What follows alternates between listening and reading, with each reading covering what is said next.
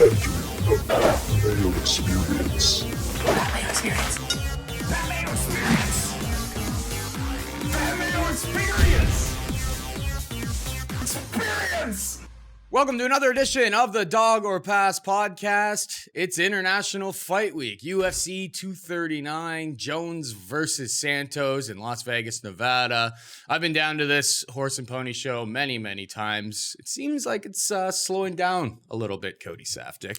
Obviously, my co-host. Maybe the momentum of the UFC as a company is slowing down. And I say that because releasing people like John Lineker is bad for business. 100%. They used to do 2 cards for this week. There was back-to-back nights. Back-to-back nights, and there was usually, I went to a lion fight Muay Thai at the Pearl at the Palm, so I did like 3 fights in 3 nights You went to a funeral too while you were down there the one time. Yeah, Frankie versus BJ Penn 3. I never thought I would see BJ the Penn trilogy again after that. literally nobody had ever asked for. Arguably, I saw 2 funerals because there was also Justin Scoggins against Dustin Ortiz. He was minus 300, and I told my buddy, main event Kent, I told him, I'm like, there's no way this kid loses. You were high on Scoggins. I was so high on Scoggins. And he got out-scrambled with the Scrambled Master. Yeah, that was a good fight, actually. He didn't get choked out, at least, that fight. No. Close decision. All right, so let's get into the winners here and stuff. Last week, there was an effort. There was an effort put forward. Nothing that our boy Chad is willing to change. He's picky, apparently. He's very picky. He's not willing to change his... It's CHHADD. I think there's a bunch of more That is his Twitter and handle. A bunch more so H's. Chad.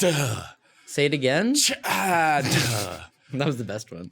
So that's what he's sticking with. But we had to give out a winner, and it was John 20,007. John _ 20,007. Congratulations. 20 DK dollars are in your account this week. We're gonna have some more John _ 20,007s, or one at least. Everyone knows I'm a John Lineker guy. He's my boy. I wake up this morning, I see the news that he has been released from his contract. I went through like a lot of stages of emotional trial, or just an emotional wreck, basically. I woke up, I was angry, then I was remorseful, and then I was just like, hopefully everything's okay with my boy Johnny. Haven't heard from him. And then I posted a tweet. It wasn't anything too bad, but my general consensus is that the UFC is dying. You can't get rid of an action fighter like that. Right. Like the fans. How out of touch are you? How out of touch are you to cut a guy like this? We don't know the whole story, Paul Shaughnessy, which is why this week's contest this week is, what is your greasy theory on what the story is? Why exactly? Is it roids? Is it some type of assault charge? Is it something more sinister than that? He's Brazilian. Did he shoot somebody? Who knows? He hasn't posted anything on social media. So yeah, give the episode a like. Nothing is possible without that. Leave your DK handle and write your greasy theory. Ideally, write greasy theory along with my greasy theory is, or this is my greasy theory, or greasy theory alert. John Lineker busted for PEDs. But it's weird that they kind of let him walk. So maybe he only had 1 fight left in his contract. I don't know. I don't know all the details behind it, but it's bullshit, Cody. Yeah. It's bullshit, and I'm upset about it. I want to have more John Lineker in my life. I know somebody is going to sign him. Yeah, I was just going to say that. And he's going to have violent fights wherever he goes. I would think you wake up and are very sad, but I would think ONE FC, Bellator, PFL, KSW, Ryzen. I would assume all of these places wake up and are like, fuck yeah. Why would they cut this man? Who knows? And if it is a steroid thing, who cares? Most of those other places don't really take it as seriously as the UFC. So yeah, I don't know. John Lineker. It's a shame because I know he's your boy. And all around, it's a tough day in Toronto. Fucking 35 degrees out, man. Should be harder than Derek Lewis's balls out there. So let's get to the action here. And I got a train to catch at some point, but we'll get through it. Yeah, before we get to that, we just have to say odds and lines are subject to change. See website for actual odds. If you or anybody you know have a gambling problem, call 1-800-GAMBLER. John Jones takes on Thiago Santos in the main event of UFC 239. John Jones is 9,600 and minus 650 favorite. Thiago Santos 6,600 and plus 475. I mean, it's a classic case of it's a puncher's chance fight. Essentially, like which every John Jones fight is, might I add. That's the only way to seemingly defeat the guy is you have to have a puncher's chance. They got a guy that's got it, but that's literally the only path for most. You could make an argument that maybe you could beat him with volume. Maybe. I think he would step up his game to fight you to your level. He's so smart in there. Alexander Gustafsson the first time tried to. That's what I'm saying. Is that was like the closest. The guy's a specimen. Besides taking 12 to 6 elbows, we don't really know what the way to beat him is. So that is the way to beat him, is to allow him to mount you, and then in a crazy emotional state, he gets himself disqualified. Yeah. He was minus 550 last night. Like the number, absolutely. I parlayed him a little later down the card with Luke Rockhold, who was minus 170 at that time. Both of those lines have kind of moved. So it was 170. So Rockhold? Obviously, I move lines. Wow. I really It was don't. 525 Jones as well. But you have to realize at some point people are going to hammer that. That is a fantastic price for the legitimate GOAT, not the joke GOAT like Artem, not like the I probably did earn this GOAT like Demetrius Johnson or Daniel Cormier, like the actual GOAT, like the guy that would kill all of those guys. Khabib's right up there, but like John Jones has been doing this shit for a lot longer at a higher level than Khabib, and I'm willing to and also John Jones take off my fanboy hat for a second. Even you can admit that John Jones has never had a razor close decision against Gleison Tebow, right? So I mean, he's John Jones. I know. So here's what I think. Here's what I think. I think Jones. The problem with Jones is that like a lot of the times he is like to fight the type of fight that his opponent wouldn't think that they would want to fight. He tries to beat guys at what they're best at. Glover Teixeira, he went into the pocket and was just like trading elbows and shots like that. Daniel Cormier was taking him down. Oh, that's the thing that makes you a little hesitant about John Jones here is just like, are you just going to stay at kicking range with Thiago Santos? Because like, that's probably, you can totally win. You can win with your little side kicks to the knees, everything like that. Evade anytime he takes a spinning back kick to your dome. But like that's how you lose this fight, John Jones. The way you win this fight is you go in there, you feel out range a little bit, you shoot for a takedown, you take him down, you put this guy, you grab like an anaconda, you grab a Kimura, I would like just one of those types of moves, right? Just ground and pound him. But I think we can agree that the best path to victory here is to take him down. Does John like to play around out there? Does John love going for those kicks to the knee? Does John love doing all that? Yeah, he does. And is Thiago Santos the wrong guy to do that against?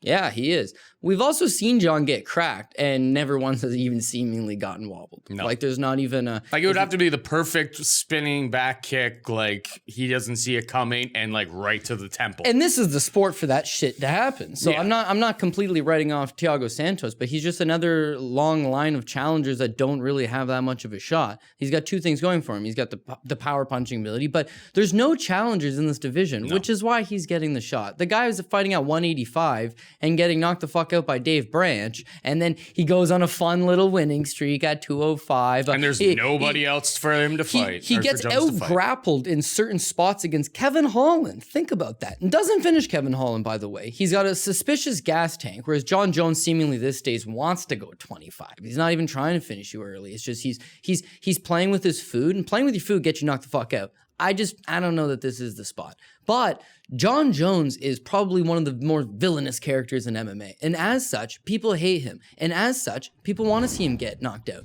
And as such, people will bet the other side for no fucking reason. This is not the kind of situation, I think, where you bet Thiago Santos. But your hate for John Jones will say, you know what?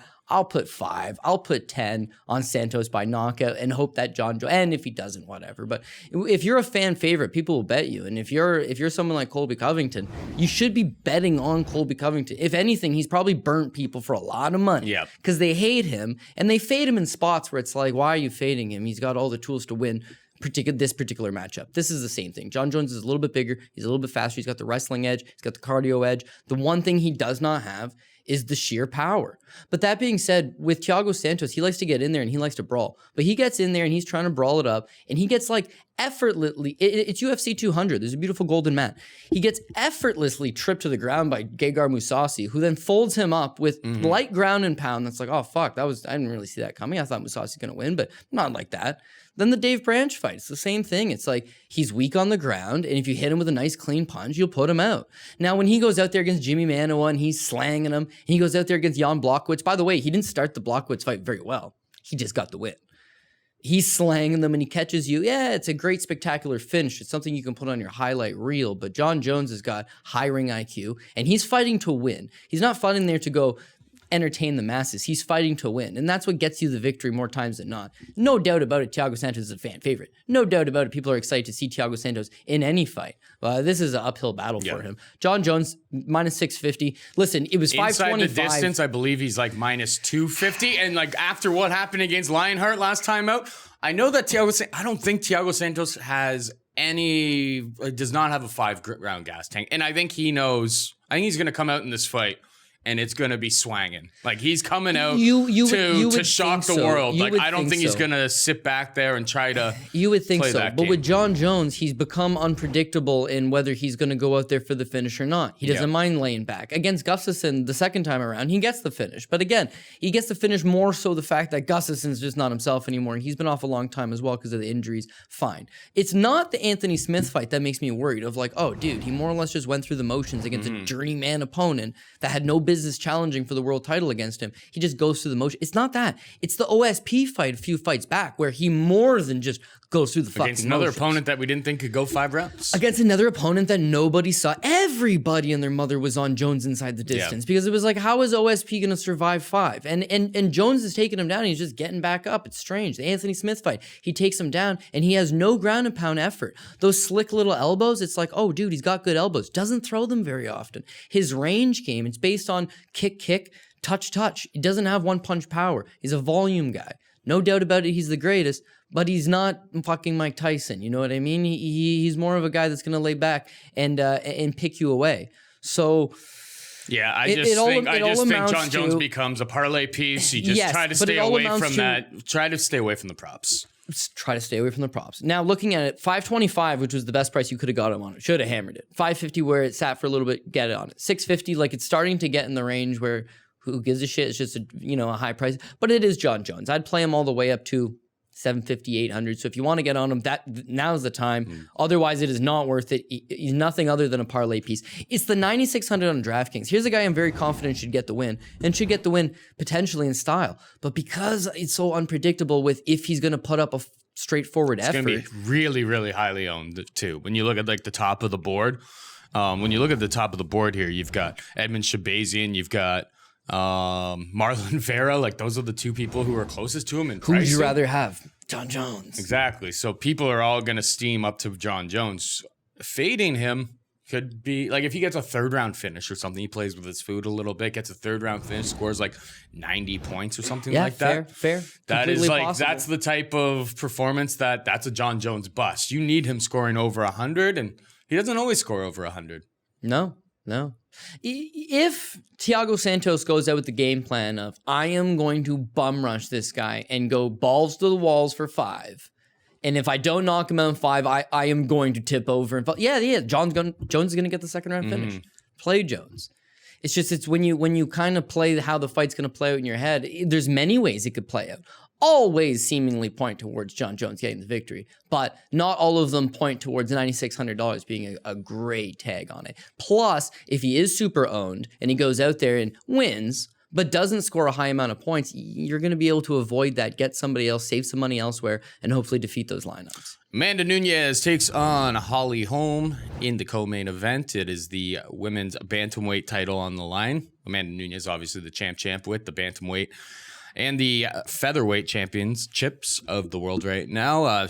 Nunes is 9,100, a minus 380 favorite. Holm is 7,100 and plus 315. Who you got? Yeah, I'm the king of fading Amanda Nunes, but I'm also the king of losing money trying to fade Amanda Nunes. Like, lesson learned. She's the real deal. I think there's ways to beat her, but Holly Holm doesn't really present a whole lot of those capabilities. Holly Holm, maybe she's a little bit faster. Maybe she plays that game plan we keep talking about. Guys like, Aljamain or Elias Theodorou, Caitlin Chukagian, where she just tries to stay on the outside and just outwork her ever so slightly. I just don't see it happening because traditionally when Holly Holm goes off against big power punchers that'll just stand in the pocket, she doesn't fully commit to reaching the target. She's almost like trying to pull out of the pocket before she fully commits to any of the strikes. Therefore, she never lands. She never landed nothing against Shevchenko.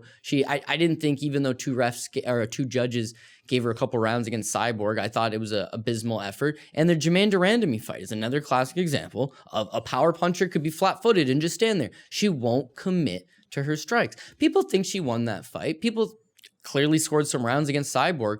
I'm not impressed with what she's doing against that level of opponent. Even if you look at, say, the Betchko fight, she's not fighting a great fight until she head kicks her in the third round. Up until that point, it's just like, oh man, is Holly done?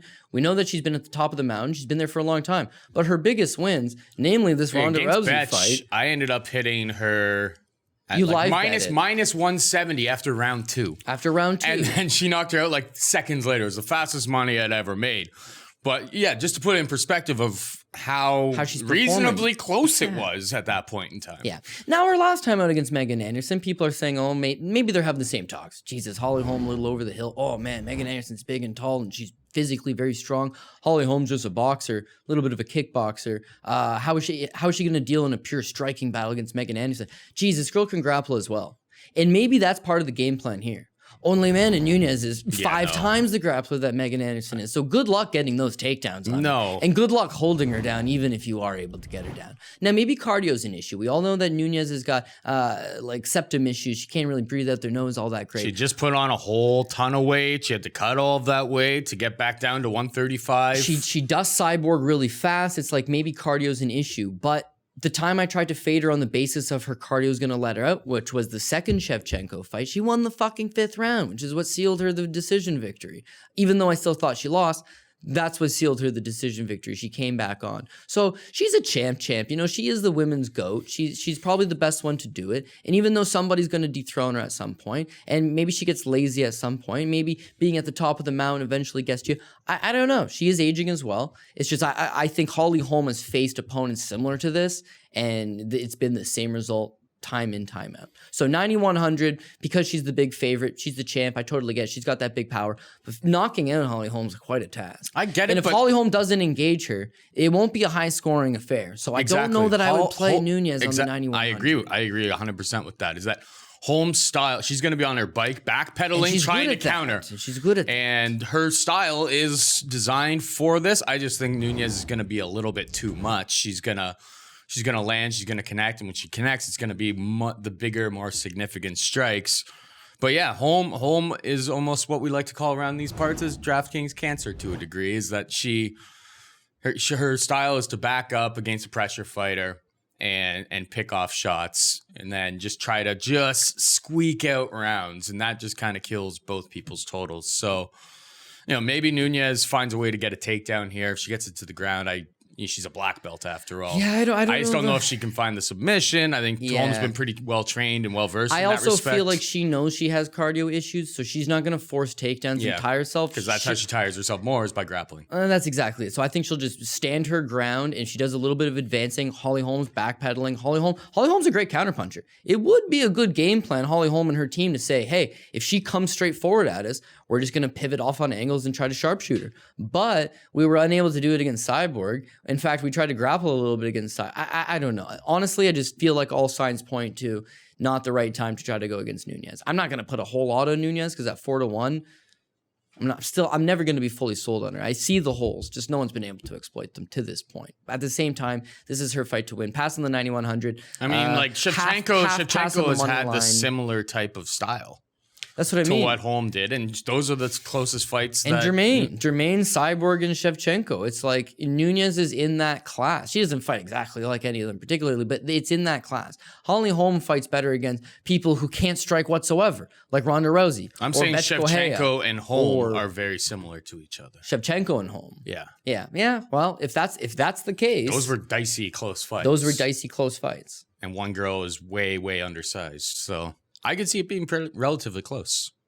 Watch, Amanda Nunes goes out. That's why passing on the DK line. Yeah. And I'm gonna half pass. Like I'll have some small shares on some parlays. I mean, in GPPs, if you're fading the main event, you're just not playing anybody in the main or co-main event. That's probably gonna make you a pretty unique build right from the get-go. So here we are. This could really blow up on us, but or it could pay off. That's why we play. I like where our head's at. We have funky Ben Askren taking on Jorge Masvidal. Ben Askren 8,700 and minus 220 favorite. Jorge Masvidal 7,500 and plus 180. We got. Listen, it wasn't the sexiest way to get the win in his debut, but Ben Askren did get the win, and I'm thankful for that because the Ben train keeps on rolling. There's some factors in why he didn't look great in that fight. He'd been off for like 2 years. He'd been off for a long ass time, right? He did look to be out of shape. Clearly had a lot of ring rust, but also like he had not fought in anybody like Robbie Lawler, you could argue, in his entire career.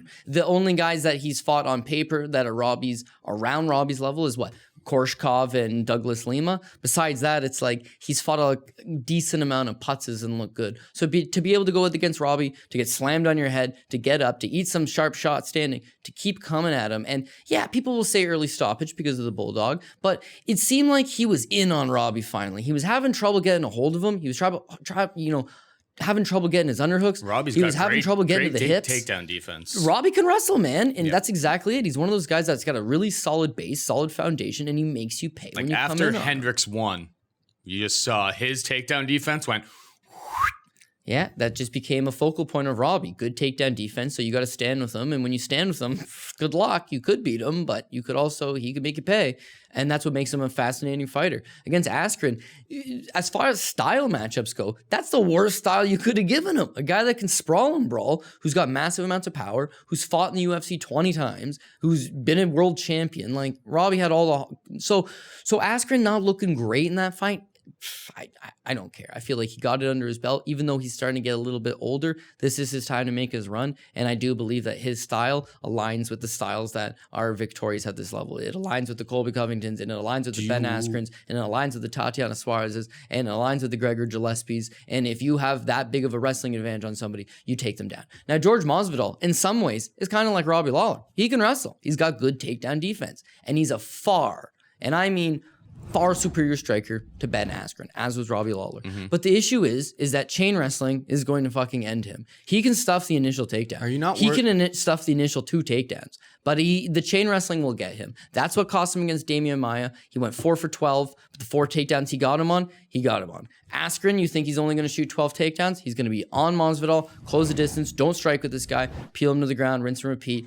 8,700, I'll take it. 220, I'll take it. By decision, even better, I'll take it. Go on. Are you not concerned? Of course I'm concerned. It's a fist fight. But go on. Are you not concerned that Jorge Masvidal spends his days hanging out with the great American winning machine, Colby Covington, who can probably mimic a lot of the things that Ben Askren is going to try to do to him? You know what? He also spends his days hanging out with the great wrestling machine, Yoel Romero. The fact is that just because you're hanging out with these guys, it's not going to change anything. George Masvidal's been fighting his entire fucking life. I mean, he was literally fighting guys in backyards in Miami when he was like 15 years old, up weight classes. He started out fighting in like Hook and Shoot, one of the original MMA promotions. Does the whole Florida scene, Strikeforce, UFC, fought Sengoku in Japan. He's not going to change who he is, and he's not a boring fighter, and he's not a point fighter. So there's no doubt about it that he has all those guys working his wrestling, and guys like Will Brooks, and guys that got some size that can wrestle. But there's also no denying that if you look at the stats on his career, he gets taken down pretty much in most of his fights, maybe once or twice. And sometimes it's guys like Darren Cruikshank is taking him down twice. Sometimes they're better guys like Habalov, doesn't matter. Is that when you have a style that's exciting, that is sharp technical boxing and in and out, and sometimes he gets caught a little flat-footed, guys are going to shoot takedowns on you. His ability, though, is he's a great grappler. So even if he does get taken down, he doesn't take a whole lot of damage, and chances are he's going to work his way back up. But when you're Ben Askren, it doesn't matter if he doesn't take any damage or works his way back up. That's part of my style, too. I take you down, I don't really deliver a whole lot of damage, and when you work your way back up, I've made you carry my weight that entire time, I've tired you out, and now I'm just going to take you back down a second time. So it's the kind of matchup that Askren could score multiple takedowns. And to think that, I fully expect Masvidal to stuff. He's gonna hit him in the face, but he's gonna if get Ben taken can down. survive that onslaught from Robbie, God, it was close to being finished. And some refs may have finished that, or may have just called it off at one point. His head was bouncing around, like Could be. When you watch it over and you know he wins, it's like, why would you stop that? But at the we've time, seen stoppages it was like, that have been less than that. Let's just say that. Yeah, fair. I'm on Askren too. I was just, the fact that Colby's out there. Colby's been really quiet recently. He's probably helping out our boy George. But hey, I hear. Okay, here's a greasy theory for you, Paul. I just made it up right now. Oh.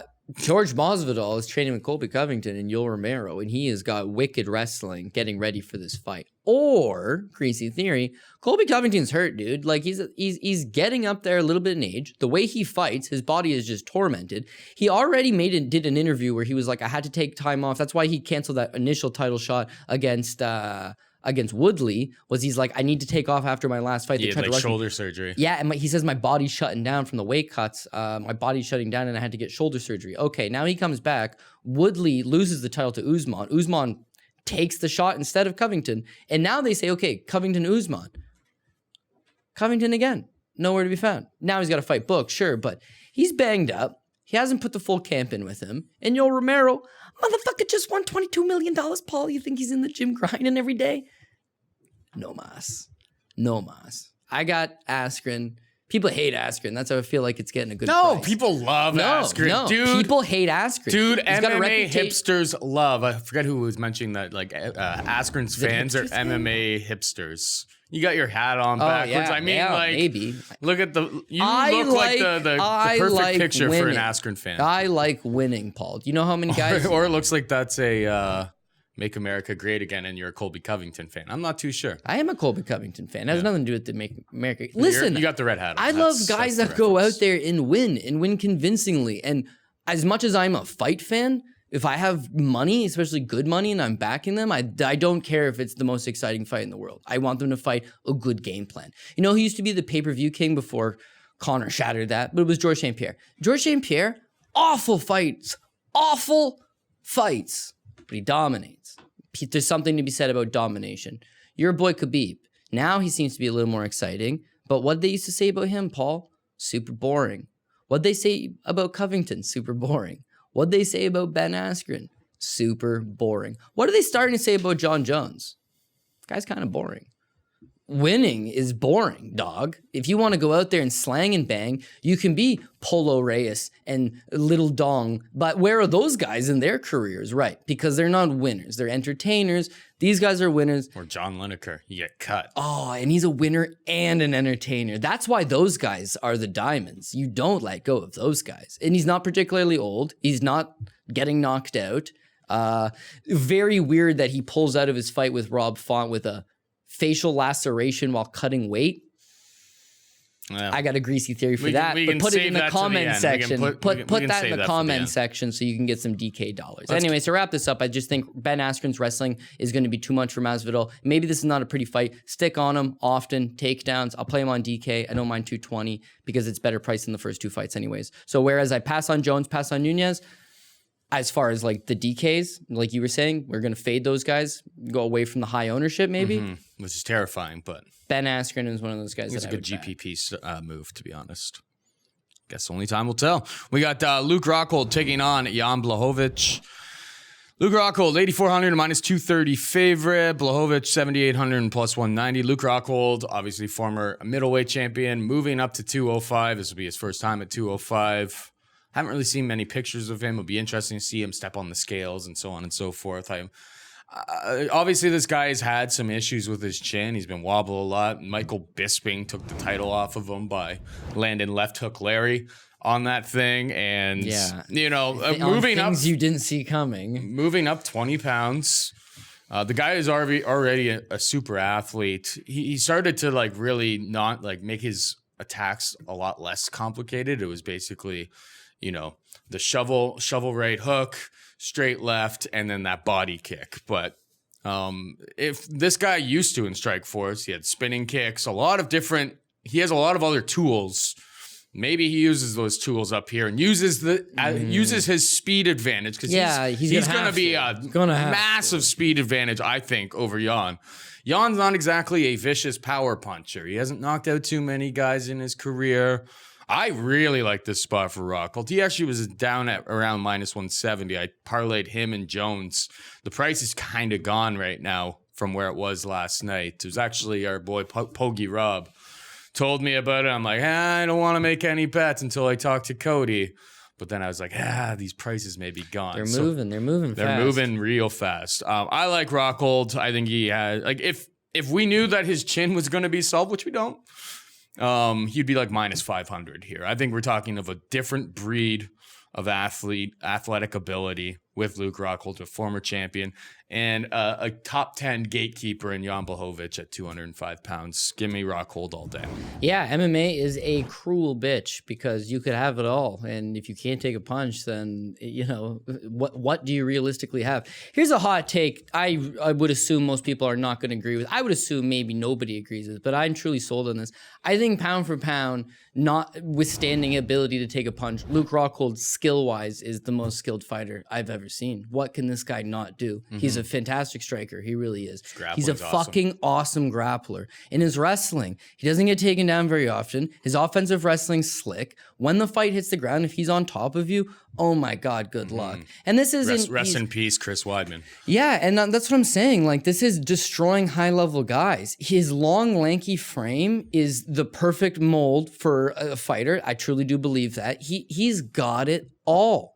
The one thing is, in striking, there's that little opportunity for him to get hit. And when he gets hit, he gets knocked the fuck out. There's no denying that the skill's there. He was a favorite against Yoel Romero, a convincing favorite over Yoel Romero. I thought he was winning. I think most people thought he was winning. And Yoel Romero went off on him. But it's Yoel. You give him a break. The Michael Bisping one, Round it's three, like... Romero is it's like, dude, Bisping... legendary. Yeah, Bisping was on short notice. He was shooting the Triple X movie in Toronto. And he was doing cocaine in a nightclub. Like, literally, like 2 weeks fucking Greasy before theory. that fight. Yeah. Greasy theory. Yeah. Yeah. Anyways, and he knocks him out. So it's not even so much of like the talent has to be there. It's like you just need to land on this guy and he's going to go down. That is a problem at 205. But they're slower at 205. So like you said, he's going to have to use his speed. He's going to be way faster than them. He's got to fight smart fights now, which is why I think he reeled back on the menu size of his striking selection. He used to throw the spinning back kicks. He used to kind of get in there. He used to mix it up a little bit. He used to throw a naked, like a check, like open door swinging handle, like a left hook. The problem is they would fucking knock him out when he would do it. But stuff like that, when you can take a punch, when you can roll, you get away with it. As you get a little bit older, as you get chin checked a couple times, you can't do it. So he's smart enough to have abandoned that stuff, which is probably the way to go. But I think skill-wise, it's all there. He should theoretically go out there and beat Blachowicz everywhere. Whereas I do think that this man is going to run into some serious troubles at 205. I don't think he's going to be a world champion. I love Luke Rockhold. I really do. I know that he's got like a bad reputation as being a dick. Like, I love Luke Rockhold. His style, his fights, I'm a fan. Sign me up. But Jan Blachowicz is not a walkover, and he has a nasty hook of his own. And if he lands, he'll knock him out. But he's not known for his power punching. He's not known for his pure aggression, and he's coming off a knockout loss of his own. So I'm not going with Jan. I got to go with Luke Rockhold. 170 was like, fuck it, I'm taking the chance, and I'm going on it. At 230, it's like, ooh, now you have to be confident, which it's hard to be super confident. But at 230, still playable. I'd play him at 230, 8,400, even though Jan is cast iron. He just got knocked out, first time ever. And if Luke takes him down and gets on top of this guy, he'll put him away. Very confident on that. So the 84, because it's considered like a mid-range play almost, it's that sub-85 range. I would say it's a playable option, Luke Rockhold. And there really isn't much of a sub 84. Like there's nothing in not much between. in There's that nothing range. in between him and Blachowicz. Yeah. There's actually no like 83 to 79 this week, which is going to make things a little bit interesting. Of course, especially like if I'm making a fictitious lineup right on the spot. But if you're not playing the 96 on Jones, you're not playing the 91 on Nunes, and you're starting off with just someone like hammering Luke that Rockhold. section. Yeah. If you're gonna play the Luke Rockholds and play that section, you're gonna save a lot of money so that you can get some of those other pieces that you want. Luke comes through for us. There is some love for him. I do see some of the sharp minds that I highly respect on Luke Rockhold, and I consider myself in that same category. That is one thing I'm happy that the line has started to move because everybody is on Luke Rockhold here, and it's it a stick in the mud, and it's like, didn't oh, move for no. a second, and I was just like, oh boy, like you go up onto like all the different websites that track these things, and it's just like everybody, and rightfully so, is on him. Luckily, at least now, like that line is starting to move in the direction that I thought it would. Because it was making me a little bit nervous. I'm like, it looked like the biggest trap of all time, but I was willing to take the risk on that trap. Anyway, let's move on. We have Michael Chiesa taking on Diego Sanchez. Michael Chiesa, 9,200, a minus 335 favorite. Diego Sanchez is 7,000 and plus 275. What's your take here? We've been rolling on Sanchez lately. I think we've gone his winning streak anyways, which is surprising that he's gone on a winning streak whatsoever. But are we in agreement that the winning streak's over, or Sanchez actually has the type of style to give Chiesa problems? I think so. Chiesa doesn't like getting bullied around. He doesn't like in-your-face pressure. He doesn't like a grinding pace. He likes to try to take you down. He likes to just have his way. And grab your back and find a submission. Who's ever Problem submitted Diego Sanchez? Not a soul has ever. Nobody. Exactly. The guy is proven over the test of time that durability is his chin used to be it used to be legendary, and he's been chin jacked a little bit. But Chiesa, other than coming in physically strong and kind of trying to bully you a little bit, not a sharp power puncher, not the kind of guy that's going to use accuracy to knock out Sanchez. I didn't see Lozon knocking out Sanchez, but I don't see Chiesa knocking out Sanchez. Chiesa may be able to muscle him up against the cage and just like early play a lot of early. Yeah, hey, like round one, round two, get him up in the 3. cage, ugly, hold him there, maybe land some strikes. You just keep him in control, and he may be able to control him. There's going to probably be a significant strength advantage here, but Diego doesn't tire. Diego is going to come back even harder round two. If I was forced to make any sort of play on this, it is Diego Sanchez plus 275. DraftKings, I would play Sanchez over Chiesa if I had to.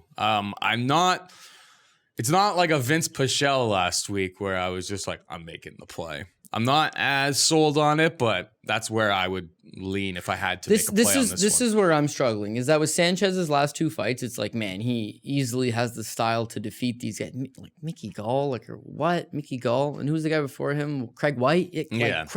Craig White? Like, what, really? Whereas, like, Chiesa is actually a respected top contender. For sure. A guy that had some high upside, some high promise. So, is Sanchez going to go on a 3-fight winning streak at this stage of his career? If he wins this fight, is Diego Sanchez considered relevant? Is he in line for some co-main event on a free card against, like, a top 15, top 10 opponent? If he beats Chiesa, yeah, why wouldn't he be? And that's what I'm struggling to find. I just don't know that he's going to go out there and beat the younger, better, stronger athlete at this point in his career. It's also at 170, which plays against both of them. Like, Sanchez is better at 55. I don't want to see him back at 170. But in the same breath, it's like Chiesa's whole game was built around the fact that he was monstrous at 55. And at 170, it's like he's tested the waters against Carlos Condit. But, like, that's a style clash that favored him all day long. Condit wasn't going to stuff the takedowns. Condit wasn't going to stuff out the submission attempts. Just what it is. Whereas Sanchez has got the ability to do that. So looking at Chiesa, I look at the Mitch Clark fight. We'll go back because, that's a couple years ago. He wins the two first rounds easy, 1 and 2.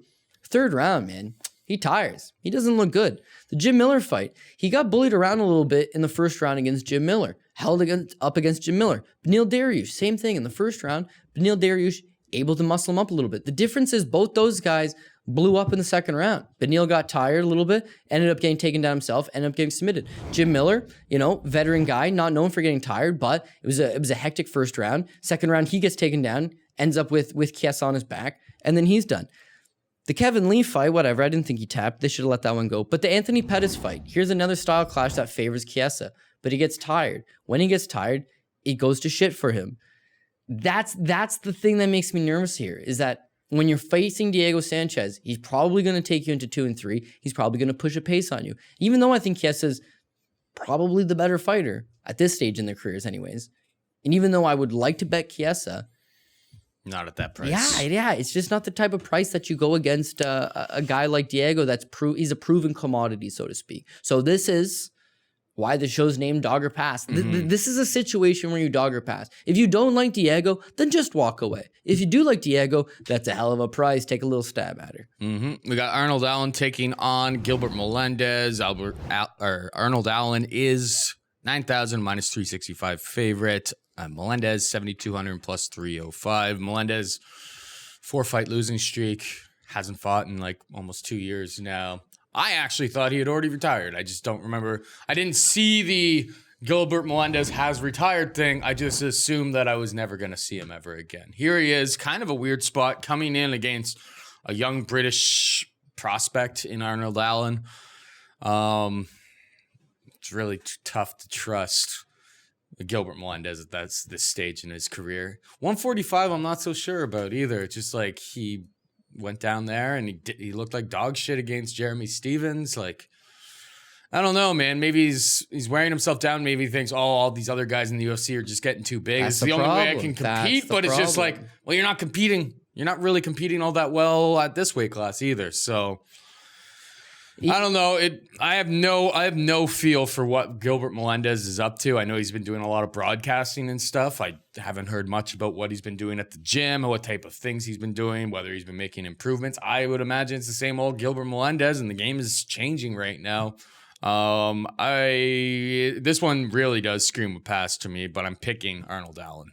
Yeah, Gilbert Melendez is just from that same era of guys like Gray Maynard, guys that decided, oh, geez, Joe Stevenson, maybe I can drop down a weight class and that'll revitalize my career. Because, when I started, I had size for the weight class. But now, geez, these guys are kind of getting bigger. They're getting kind of better. Maybe if I can just cut the additional weight, I'll have the size. The thing is that as you get older, you're slowing down. Your speed's getting slower. So now you drop down the weight class. Yeah, who cares if you're the bigger guy? This young, agile kid in front of you, he's just too fast. This is a fight where I've been solely scared off by price. I'm not betting Gilbert Melendez. I can't have any faith in Gilbert Melendez. I don't mind Arnold Allen. I think that he's a young kid. I think that he's still green, but he's improving every day. He is making improvements. And there's guys that are going to come around and beat him, probably in the near future. And that should only make him better. I do see this kid progressing. I don't see him as a world champion, but I see him eventually getting to a level where he's a top contender in the UFC. They're doing him a hell of a favor here by saying, hey, kid, we've got enough faith in you that we're going to give you Gilbert Melendez, a guy that's a former Strikeforce champion, literally a hair away from being the first Strikeforce champion to become a UFC champion as well when he got robbed against Benson Henderson. He's fought all of the best guys in the world. He has a very respected reputation. His fight with Diego Sanchez is like one of the greatest wars you've ever seen. Like this man has done it all. But now he's just not there anymore. And he's been off for a couple of years. He's on a bad slide. He's had some injuries. He's trying to drop down a weight class. 100% I'm in on Arnold Allen. But 100%, 365 on Arnold Allen? Yeah. What? So, okay, so let's forget about that. Let's just look at the 9,000 for experience advantage, obviously, in Gilbert's corner here. Yeah, Gil's a black belt, and Gil's a good wrestler. Yeah, exactly. Gil's got a good chin. But the thing is, Gilbert is probably washed. Like, I think I just don't know that he's got the speed and the athleticism, nor like the drive. Like he's got a good cushy job. ESPN, are they still getting him to do that? He wasn't very good, and I don't see him very often anymore. So I'm going to say no. There's probably a reason why he's back fighting. Yeah, probably. But that being said, there's also a chance. Here's a real greasy theory for you that I did not just make up, but apparently Coker wants him back bad. Coker is a guy that used him in Strikeforce. He was the champion and loved him and sold cards based on Gilbert Melendez. Really did like him. Then Coker takes over for Bjorn Rebney, and his first order of business is bring Gilbert Melendez back. UFC has to match. Remember, they matched that crazy contract, and they had to make Gilbert Melendez a tough coach because in the contract it was like Spike TV was gonna give him like a TV episode, I don't know, some TV show thing about him and his family. So they were like, you have to match TV for TV because you matched the deal. That's why he ended up on The Ultimate Fighter. And since he signed that big contract, he's been no good at the UFC. But Coker wants him back, and Coker is I think he's coming near the end of his deal. But if he just sits on the sideline like he's been doing, there's nothing for him. If he takes a couple fights, this is not a crazy fight. If I'm Gilbert Melendez, it's not like they're telling me go fight some guy that's going to punch my head off. It's kind of a matchup that I should be able to theoretically deal with. And he's not a killer. I'm not going to get massively concussed and never fight again from a matchup with Arnold Allen. fight my way out of this contract, get out of here, and then I can go to Strike, or I can go to Bellator, where I'm going to get easier matchups and I'm going to be able to make some money. My wife, she fights for Bellator as well. It just makes a lot more sense. They're based out of San Jose. I'm in San Jose. That's the stage of his career he's in. Bellator loves those guys, the old savvy veterans. Oh yeah, they'll let him fight until he's 50. Of course. So the UFC, they're doing him no favor. We're giving him the young upstart buried on the pay-per-view, and clearly they want Arnold Allen to get one over, I would believe, and try to promote him. Why they selected him for this fight, I don't know, but he matches up great. The 9,000, it only makes sense if, like, when we say maybe Gilbert's washed, he'd really have to be washed. He'd really have to be washed. Other than that, I'm not paying 9,000. Yeah, agreed. All right, we got Marlon Vera taking on Nohilin Hernandez, who comes in on very, very, very short notice. This was supposed to be Marlon Vera versus Sugar Sean O'Malley, which would have been super fun. Sweet fight. But he has the John Jones problem, but they didn't pick up this whole card and move it to California. How many tickets is Sean O'Malley selling, right? Yeah, how many tickets is Sean O'Malley selling? Either way, we've got Vera 9,500 on DraftKings and a -350 favorite. Hernandez 6,700 and +260. Any hot takes here? I know 9,500 seems egregious. Yeah, this is a hot pass for me. Marlon Vera definitely should be the favorite, given the sole fact that his opponent's taking the fight in like a week's notice, like 5 or 6 days notice. He had a fight coming up, but all the same, like you're jumping in a completely different monster here, making your UFC debut on the quote unquote biggest card of the year. Yeah, biggest card of the year. He was supposed to fight Anthony Burchak, UFC veteran, so that probably would have been on paper the biggest fight of his career, and now he's taking, again, the biggest fight of his career. But yeah, you're now International Fight Week in Las Vegas, taking on a guy that's been in the UFC for a couple of years now and has lots of experience under his belt, on a little bit of a winning streak, getting some momentum going, trains at a really high level. His cards are stacked against you. The other thing with this Nohilin Hernandez guy is that, yeah, he's jumping off as just like, well, we don't know much about him. They keep touting him as like super prospect. He's one of these guys out of AKA that's young, I think like 25 years old, athletic, trains with the mainstay of guys, and should theoretically be making developments and improvements every time out. The thing is when I watch him, he almost fights to his opponent's level. He's in a lot of close-ass fights. What I mean by that is his last 7 fights have gone decision. And in those decisions, he beat Ryan De La Cruz 7-3 on a split. He beat Christian Giovanni 3-0 on a split. He beat Joe Neal 6-2 on a split. And he beat my boy Kyle Boom Reyes 13-5 on a split. So 4 of those decisions have been split decisions. He's also 0-3 as a pro boxer. So super prospect doesn't seem like a super prospect to me. I mean, he's winning as many fights as he's not winning. He's winning as many fights by decision. I think he's got like, of his what? He's got 10 wins. I think it's 8 decisions and 2 finishes. He finished the very first 2 fights of his career. Probably against complete schlubs. Yeah, and then it's a big red flag for me personally, where I have a blossoming MMA career going here, right? I'm winning fights. I train at AKA, and I'm willingly losing fucking boxing matches on the weekend in my spare time. Remember that Deshaun Johnson? He fought Godofredo Pepe? Yeah, he came in and it was something like he was fighting on week. He was like 11-11 or something. He lost a boxing match like 3 weeks after his UFC debut and they caught him for breach of contract. It was like, this guy had no respect for his own career. He was just taking fights to get paid.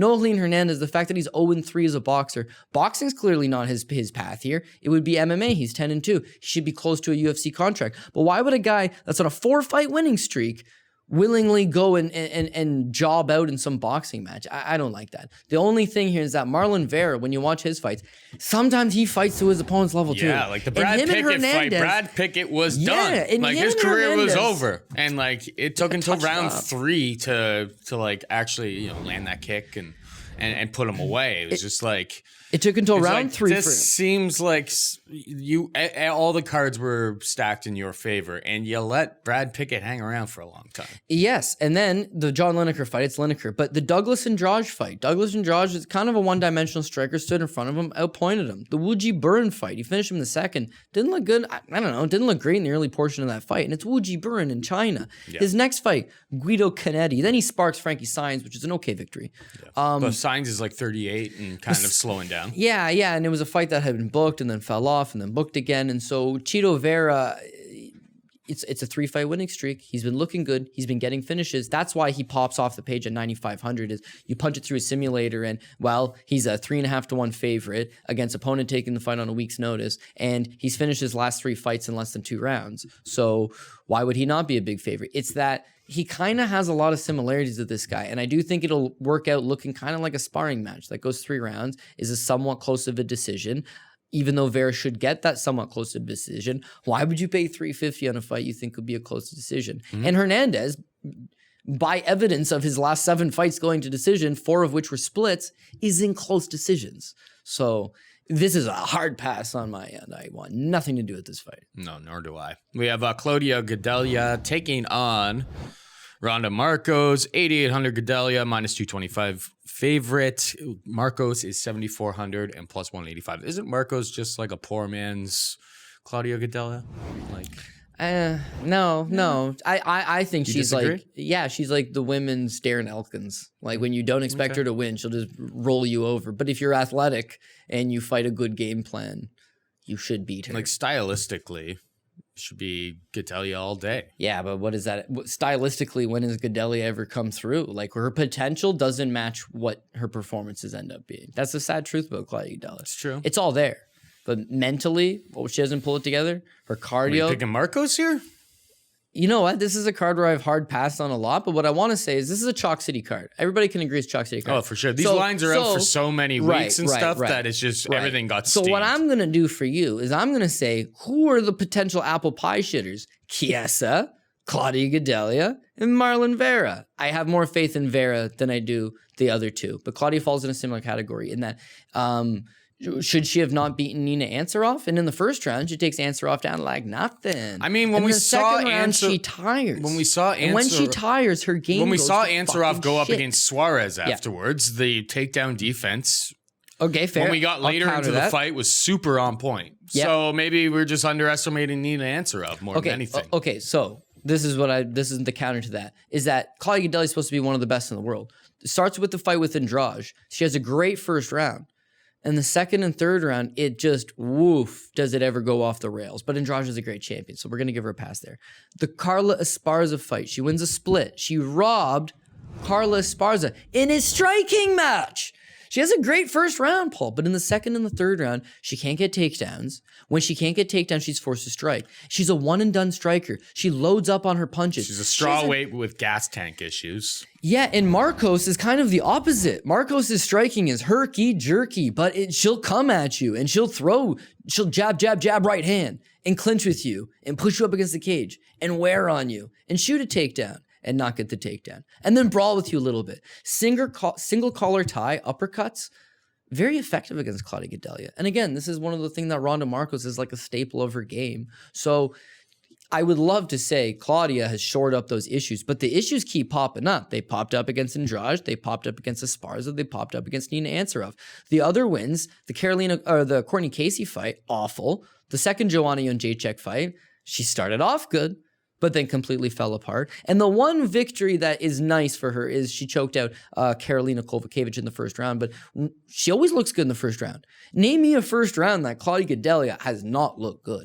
She's a first round fighter. Is that there's no faith beyond that first round. And Markos is just rugged, man. She'll come at you. She's a hard worker. I can't even say anything bad about her because word on the street is producer Chad may have a crush on her. He says he's training with her in Windsor. I think he's got a crush on her. Yeah. She got an Iranian schnoz on her, but good looking gal anyhow. So I kind of got a crush on her too, I guess. I don't know. I would say that if you're looking to parlay favorites, because this is a card that you're parlaying favorites, it's easy to get behind Claudia. Former champion, BJJ black belt, very physically strong, good striking. On paper, she's a better striker than Ronda Markos, and she's way better grappler than Ronda Markos, and she's just stronger than Markos to the fact that her takedown defense is good enough to stuff Markos' takedowns. But you give me a tired Claudia Gadelha in round 2 and 3, she's not the better striker, she's not the better wrestler, and she's not the better grappler. So I just need Markos to last that first round. This is another situation where maybe a live bet could be in play. If Claudia Gadelha wins the first round, and this is what I noticed in her last fight, win the first round and is huffing and puffing, the Esparza fight, same thing, huffing and puffing, going to her corner, If you can see that and she's down the round and you can live bet Markos, who's already a sizable dog, you can get an even better price on her. Could be worth looking into. So on potential dogs that could absolutely get starched and make me look like an idiot, Diego Sanchez and Ronda Markos. We got Song Yadong taking on Alejandro Perez, the Brazilian Weasel. Shout outs to Best Fight Picks. That's their term. I stole that term. I like it. He is the not the Brazilian. I was going to say he's not Brazilian, but the he's Weasel. Not Brazilian. The Weasel. No, the Weasel. No, that's hammer to the head. What this man is, they called it right. The guy just knows how to win dicey decisions. That's his or game. Lose them, but he's in them anyway. Exactly. So Song Yadong 8,500 minus 225 favorite. Alejandro Perez is 7,700 and plus 185. What's your take here? Yeah, I'm tempted to play Song Yadong because, again, on a card of where you're getting some 3-1 favorites, like I don't mind playing those 2-1 range guys. And I like Song Yadong, whatever you want to call him, depending on what culture you're from. But at 21 years old, being very green still, like he's going to get exposed by a veteran type fighter. And Alejandro Perez fits that exact mold. He's in close fights. He's in close fights that sometimes the judges give him the decision. I think Yadong is more aggressive. I think he's a little bit faster. But again, at 21 years old and training he's out of that like Enbo camp in China. It's basically just, like refugee kids. And no doubt about it, they get these kids ready to go, but at certain levels. So now you see this kid on cards in China and he's developing and he's got a 3-0 record and he's progressively fought slightly better levels of competition, but we don't really have a full idea of where he's at. Now you jump him to International Fight Week, send him to Las Vegas and give him a guy that's been in there with some good competitors and give him a good account of himself in Alejandro Perez. So anytime you see dog money on Perez, it's worth having a look at. And then anytime you see dog money on Perez, 185, like that's good dog money. It makes you wonder, but when I look at tape on it, this is Song Yadong's fight. Like, again, he's the better striker. It should remain a striking battle for the most part, and he should be able to win it. But I do see it being close, and Perez has an opportunity in these close fights to just edge them out. We've seen him do it before. That makes it risky. I would like to say pass again, but I don't want to be the coward passing in all these fights for you. So I'll give you my official picks at the end of the show, but yeah, I would have to say Song Yadong in a fight that I don't love, and I'm going to half action on it. He'll be on some areas, he'll be on some spots, but I do see that there's a risk here. Yeah, the problem with Perez is because he's able to fight these really, really close fights. He's a risky DraftKings play. He'll fight on his bike if he has to fight on his bike, if his opponent is running him down and stuff, and he doesn't just stand there to get hit, right? So I'd love to say that this is like a firefight. We're probably going to live in this range on DraftKings if we're, at least in GPPs, avoiding the main and co-main. But yeah, I'd like to be able to roster him. He's scored 101 points on average. I mean, I'll probably end up on him on DraftKings, but I'm a little hesitant about it. Well, you have to be. I mean, realistically, he had a 4-fight winning streak snapped in his last fight against Cody Stamen in a close fight, and like this guy doesn't generally get outclassed, and he's beating guys like Eddie Wineland, Matthew Lopez, Yuri Alcantara, Andre Sukumantath. You know what all those guys, for the exception of Andre Sukumantath, have in common? They're probably better than Song Yadong. He's 21 years old. There's a long ways to go here. He could be a super prospect at 25. There's a long ways to go here. So the UFC's got this issue, especially with prospects recently, where they give them a little too much too soon.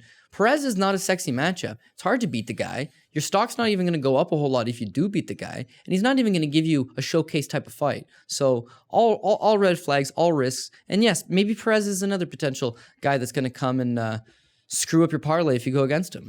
Edmund Shabazian takes on Jack Marshman. Edmund Shabazian, 9,400, a minus 600 favorite. Jack Marshman, 6,800 and plus 450. In my season-long Gamble Master contest pool, I took Phillips versus Marshman. I was convinced that this fight was just not going to go the distance. I think it was like minus 185, just that somebody had to finish, and he got blacklisted that day. I look at this line, I go, plus 450 against Marshman. Like, Shabazian has kind of looked like he can slow down quite a bit in round 3. I'm not really sold on his striking, his takedowns, and his grappling game. I'm not really sold on. Like, I think he's pretty middle of the pack, and Jack Marshman is maybe slightly behind that. Like, I want to bet Jack Marshman but I just can't bring myself to do it. It's dog or pass, a straight up pass for me. Maybe you can sway me in some way, shape, or form. 9,400 sounds kind of crazy too. Like Marshman just went out there and just laid an absolute snoozer on everybody against John Phillips. You would think that the two of those guys matching up, they were going to be swinging and banging. They were not. He played a very, very safe game, and that makes it very, very tough to trust him on DraftKings. And 9,400, like if Marshman comes out, plays that type of style against Shabazian, maybe he just negates his points as well. Yeah, see, that's where I'll actually disagree on that one. What I noticed from the John Phillips versus Jack Marshman fight is that John Phillips fucking dropped him hard in the first round and then refused to go to the ground. So Marshman gets up half concussed. And then at that point is this like new game plan. I got to get out of here. Probably doesn't even know where he is. Probably loses the fight.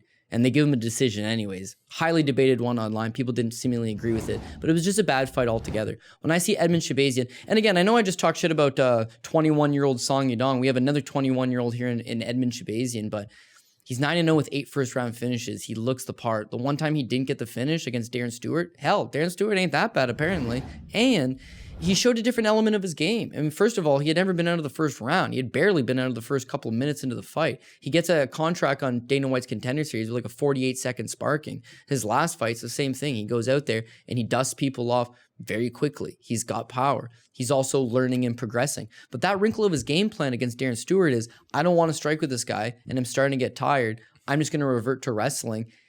That was the first time he got rounds under his belt. That's going to lead to the progression. And then to come out in your next fight against Charles Byrd, where people are saying, oh, dude, this fucking kid looked awful. And it was like, he's 21. Do you not know how many improvements he'll be making because of the experience he's gaining? That 3 rounds was as much cage time as he had in his entire career, times 2. And he comes out and he looked awesome against Charles Byrd.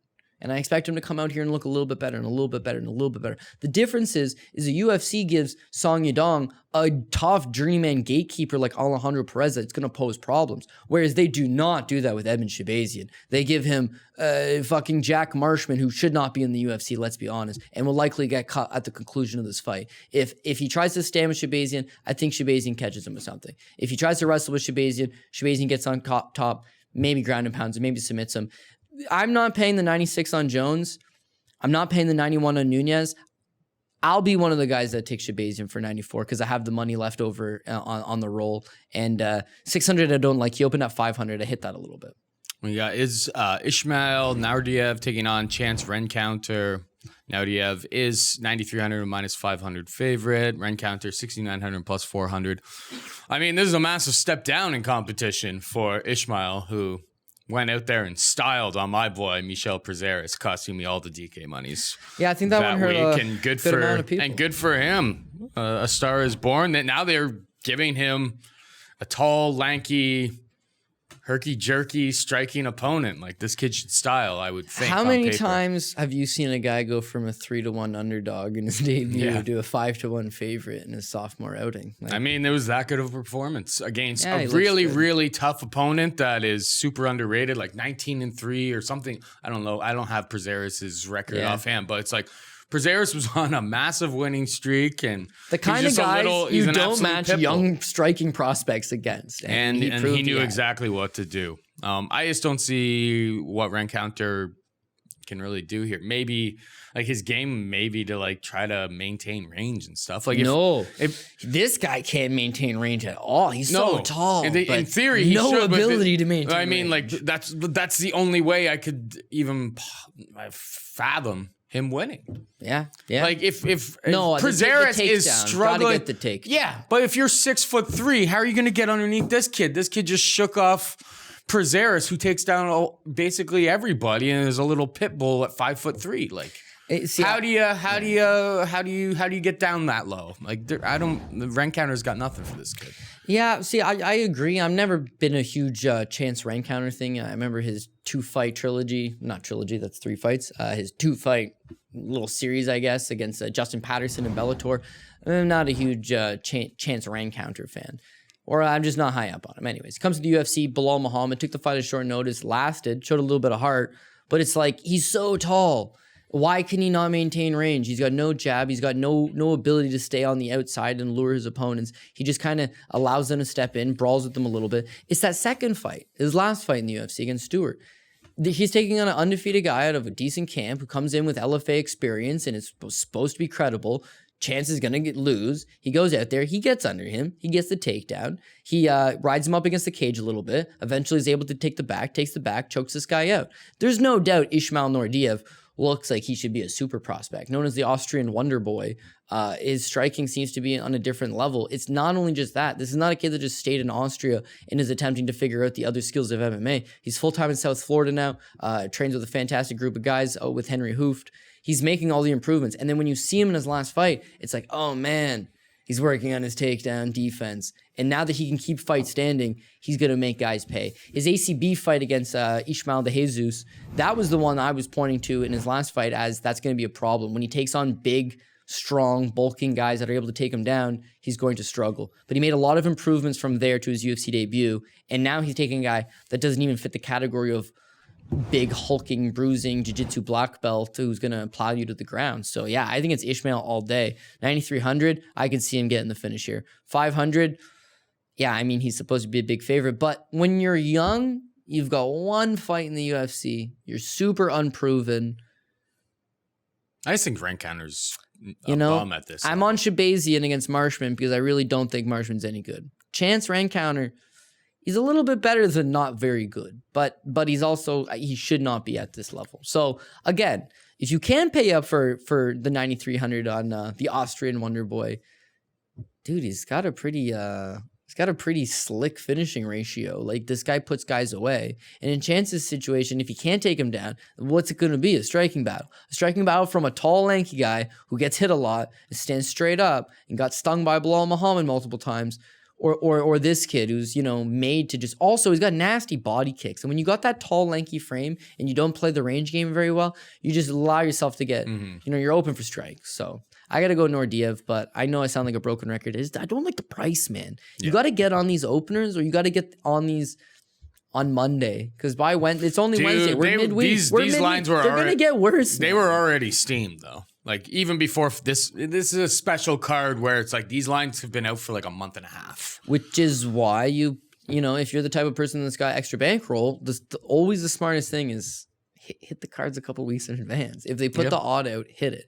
But everyone gets wrapped up in. For those who are betting big, you can only do so much though. You can usually those openers. Yeah. Those openers get shifted like 100 points on like $100 bet. Yeah, which is why if people in the community were dicks, we could collectively hit the openers on the other side, and then when they actually release the full price out, we'd get a much better price on it. We'd hammer it. But everybody's in it for themselves, Paul. Everybody's as they should be. No, I'm in it for the fans. I'm in it for the fans. I'm giving you fucking picks I plan on playing because I'm a good guy. Leave the lines alone so Cody can play them. Because I want you to win too. Leave the lines alone so Cody can play them. You guys hear that out there? You hear that out there? Throw me a bone and hit the fucking opener on the other side for Cody. Okay? Little Cody could definitely use it. Definitely use it. We're in it together. We're going to make money together. Julia Avila, 8,600 minus 220. Penny KIANZAD, 7,600 plus 180. Any hot takes here? Yeah, so I'm just going to wrap up the last couple. This is the last fight. This is the last fight? Okay, so I got 5 minutes I can go with this. Julia Avila, man, like, she could be a good, solid prospect. It's the time off in between fights that kind of has me, like, ever so slightly worried. But she's in a division where she's built to thrive. So looking at this girl, the Raging Panda, 6-1, 31 years old. For someone who's making their UFC debut, 31...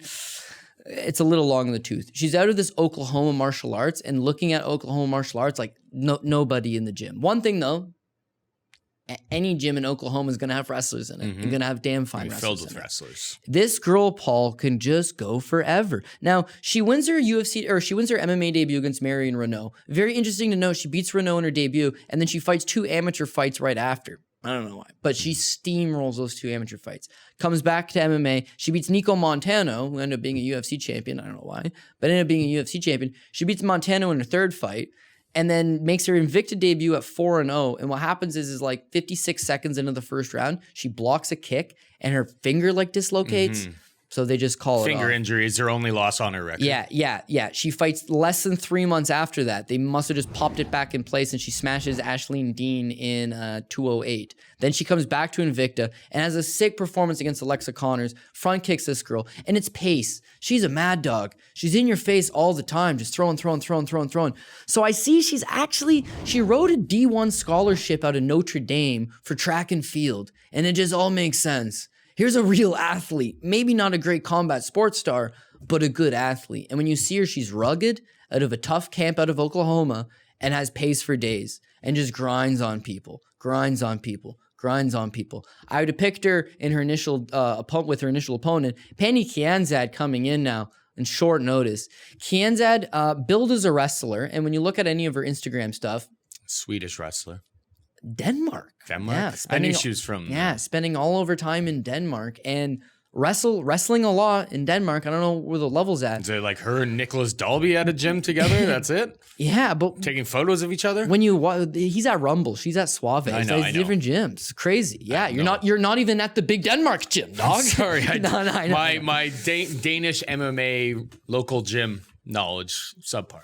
I shouldn't have any. I don't know why I do. Sometimes I think sad life. Like, think about all the other things that could be in your brain if you didn't know all of like the number 1 gym and the number 2 gym. Chemistry in Denmark. Yeah.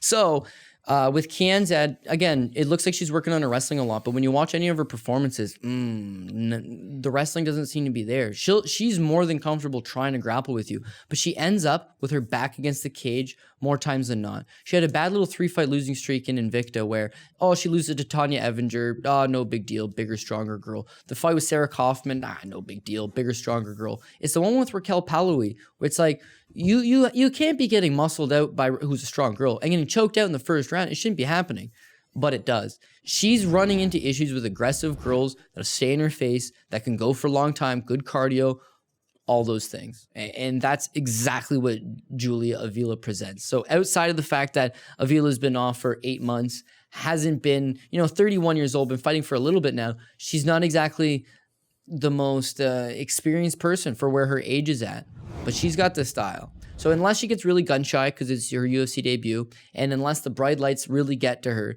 if she fights the way she did against Alexa Connors in her last Invicta fight, no doubt in my mind she beats Penny Kianzad. So I'll take her. Good thing for her is that like this is like if the bout order stays the same and like this is the first fight on the card. If you ever been to a card in Vegas, like it is fucking empty in these arenas. Oh, yeah. Like everyone's out on maybe it's changed now that they've moved to T-Mobile and it's not too far off the strip, but it's a little bit.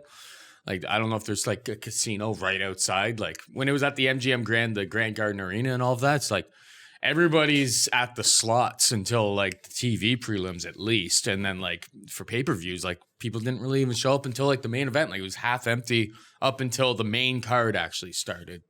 That's when the seats started filling. So like you may be able to hear a pin drop for Julia Avila versus Penny Kianzad, which should take a little bit of the pressure off. You know what? It's a great point. It's not like she's curtain jerking on the main card of a pay-per-view here and it's like, it's like, oh my God. She's not even going to see the Bubba O'Reilly opening video. No. It's just going to be like, yo, girl, most of these people are playing in the casino and people are out getting drunk right now. They plan on arriving probably for Michael Chiesa versus Diego Sanchez. That's what people are really going to filter into realistically, the they arena. only know the top 3 fights on this card, and you'd be lucky if they showed up for the main card. The hardcores are going to be there. The people that we know from the community. You don't go to all the fights. You're like the people that we know in the community that are gambling, that are gambling or playing DraftKings on all of these fights. They are there from fight 1. That's what I do when I go to fights and so on and so forth. But you've been to Vegas. You've been to a Vegas card before, haven't you? Yeah. Like it's empty. I went to it's Nunes, really empty until the Ronda last Rousey on fucking New Year's. Like nobody's coming for the early. Empty. But you know what? You walk into the arena and it's like broad daylight and super hot out. So a lot of people are like, yeah, we're gonna have drinks, we're gonna hang out, whatever. When it starts to get dark, we're going to file into the arena. But for me, it's like, do you guys not realize that Cowboy Oliveira, Tim Means is like buried on this undercard? Like you'd be a fool to not go see that. Anyways, to wrap up, I got to get going. I'm going to take John Jones, be fool not to. I'll take Amanda Nunes, Ben Askren, Luke Rockhold, God hates a coward. I'll take Diego Sanchez, Yay. Arnold Allen, Marlon Vera, Ronda Markos. Ooh. I'm going to take Perez. Shabazian, Naurdiev, and Avila. I'll have 3 dogs out of the 12. Lucky for me, those 3 dogs are actually all sizable dogs. So if it came through, it would pay quite nice. But yeah, it's don't feel like you have to have action on every fight because we break down every fight or because we give leans on every fight. We're not betting on every single fight. I've always envisioned our show basically as like you have an idea of the picks you like. Your gut's telling you a feeling. You look at the card and you have an opinion, and then you listen to the show to hear another opinion and kind of match. Oh, are we on the same page? Does it make you think of something? Did we add something that maybe you didn't think of, or do you still have the same pick? You know, it's all in good fun, but you bring your insight to the table, and we try to help out. And in this case, the 3 dogs, they look like not very appealing dogs, but if we're on the same page, you like them too, then let's fucking do this. You had a greasy theory about John Lineker. You promised the people a greasy theory about John Lineker during the show. You said we will get that to this at the end of the show. Now you don't remember, do you? No, I say half of them don't remember, but I said put it in the comment section, so I was keeping it. All right, that wraps it up for us. Thank you to Cody Saftic for breaking down the fights with us, as always. Thank you to producer Chad. Give him a follow at CHHA. No, don't follow him till he changes it. We had a deal last week. We were going to get him a good handle, and he's going to change the handle. Now, we've given away free DK bucks, and he hasn't even fucking changed it. Thank you to Cody. It's a bunch of H's and a bunch of D's still. So it's CHHADD.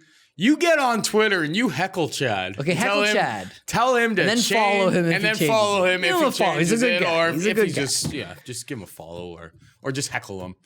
Start with a heckle, see how he handles it, and then you can go from there. Anyway, for Cody and Chad, I am Paul saying goodbye and good luck. Family experience! Experience!